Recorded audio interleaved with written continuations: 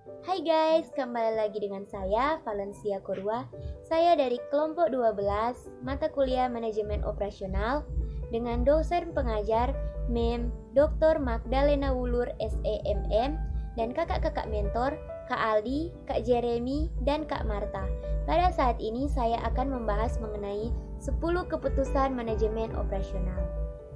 Nah guys, berdasarkan buku manajemen operasional karangan Jay Heiser dan Barry Render, terdapat 10 keputusan strategis mengenai manajemen operasi, yaitu yang pertama, perancangan barang dan jasa. Nah, pada perancangan barang dan jasa ini berpengaruh terhadap kualitas akhir produk dan jumlah sumber daya manusia yang dibutuhkan untuk membuat produk tersebut.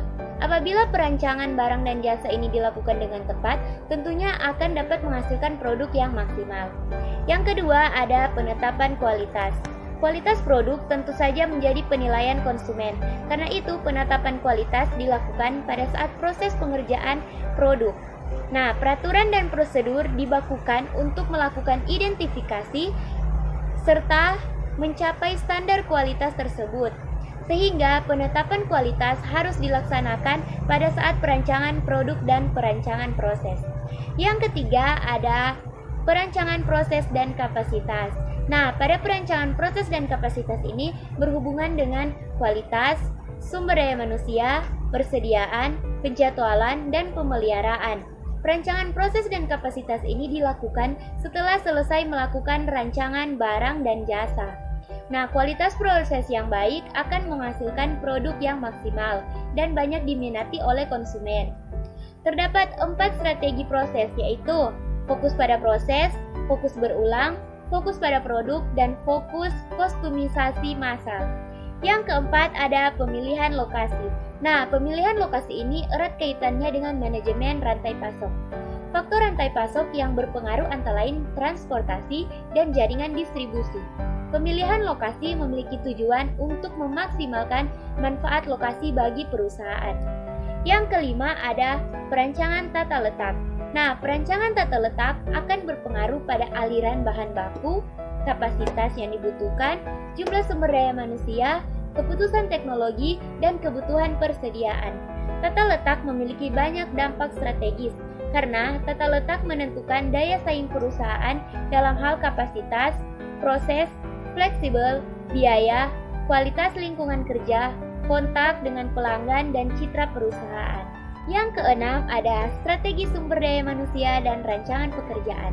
Nah, faktor sumber daya manusia mencakup keselamatan, kesehatan, job description, lingkungan kerja, dan upah.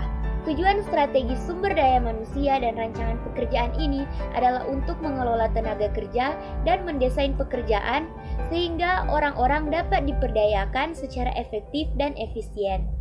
Strategi sumber daya manusia merupakan kebijakan pengelolaan karyawan yang diintegrasikan dengan strategi organisasi dan digunakan untuk mendorong budaya organisasi agar karyawan memiliki nilai dan dapat menjadi sumber keunggulan bagi perusahaan. Yang ketujuh ada manajemen rantai pasokan. Nah, manajemen rantai pasokan sangat ditentukan oleh pemilihan lokasi dan kualitas produk. Manajemen rantai pasokan berkaitan dengan apa yang harus dibeli dan apa yang harus dibuat, sehingga kualitas apa yang dibeli akan menentukan kualitas apa yang akan dibuat. Manajemen rantai pasokan ini merupakan manajemen kegiatan yang berkaitan dengan pengadaan material dan jasa, mengubah barang setengah jadi, dan produk akhir serta mengantarkannya melalui sistem distribusi. Yang kedelapan ada persediaan. Nah, pengambilan keputusan persediaan ini dipengaruhi oleh perancangan proses dan kapasitas sumber daya manusia dan rancangan tata letak. Persediaan merupakan salah satu bagian dari perusahaan. Bagian tersebut yaitu berfungsi untuk menjaga, mengatur persediaan yang dimiliki perusahaan. Yang kesembilan ada penjadwalan. Nah guys, penjadwalan merupakan tindakan menentukan periode waktu untuk setiap tugas dan proses produksi sebuah perusahaan. Penjadwalan ini harus ditetapkan dan dikembangkan agar produksi dapat dikerjakan dengan efisien. Keputusan dalam menentukan jadwal sangat ditentukan oleh rancangan proses dan kapasitas tata letak dan sumber daya manusia. Kemahiran dalam manajemen waktu sangat diperlukan pada keputusan ini.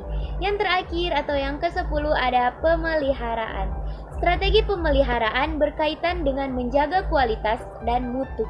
Keputusan harus dibuat pada tingkat stabilitas dan kehandalan yang diinginkan. Kualitas dan mutu yang tetap terjaga tentunya akan memenuhi ekspektasi konsumen yang tentunya akan menghasilkan profit yang maksimal. Nah guys, contoh penerapan keputusan manajemen operasional tersebut bisa berupa pembangunan minimarket seperti Alfamart. Nah, dalam proses pembangunannya tentunya mereka akan memilih lokasi yang strategis yang akan dapat menghasilkan keuntungan yang lebih banyak. Mereka akan memilih tempat-tempat yang terdapat banyak konsumen yang memungkinkan untuk berbelanja di minimarket tersebut. Oke guys, demikian video dari saya. Semoga bermanfaat. Terima kasih. Sarange.